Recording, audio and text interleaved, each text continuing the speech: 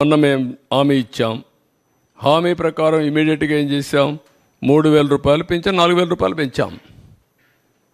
3,000 రూపాయల నుంచి దివ్యాంగులకు 6,000 పెంచాం. కొంతమంది ఇంట్లో నుంచి లేని వాళ్ళకి 15,000 పెంచాం. బెడ్ నుంచి రాలేని వాళ్ళకి 15,000 పెంచాం. అది మానవతా దృక్పథం చేయాలి. నిర్ణయం చేశాం. మళ్ళీ ఉచిత ఇసుక చెప్పాం. ఉచిత ఇసుక ఇస్తాను ఇచ్చాం. ఇప్పుడు దాన్ని కూడా కొంతమంది విమర్శిస్తున్నారు. అంటే ఎట్లా మాట్లాడుతున్నారంటే, ఉచిత ఇసుక అంటే మేము ఇసుక ఇంట్లో ఇస్తామని చెప్పామని మాట్లాడతారు. లేకుంటే నేనే మళ్ళీ ఇల్లు కూడా కట్టిస్తాను, లేకుంటే వాళ్ళ ఇంట్లో కూడా పొలాన్ని నేను పని చేస్తాను అని చెప్తారు. ఏం చెప్పమంటారు వాళ్ళని? ఇది రాజకీయం. ఆ రాజకీయాలన్నప్పుడు వాళ్ళకి వాళ్ళు చెప్పేది తప్పని చెప్పాలి.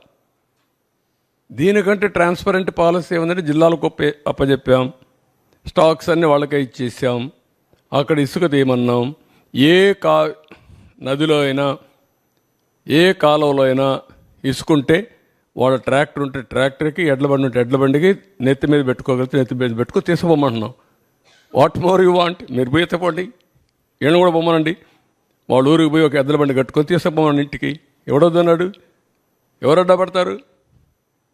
అలాంటి బుద్ధి జ్ఞానం లేకుండా చేసే వాళ్ళని ఏమనాలి? వాళ్ళని మనుషులు అనాలి? ఉంటే వింత పశువులు కూడా ఉండవు. మారిగా ఉంటాయి, ఇవన్నీ ఉంటాయి ఛాలెంజెస్.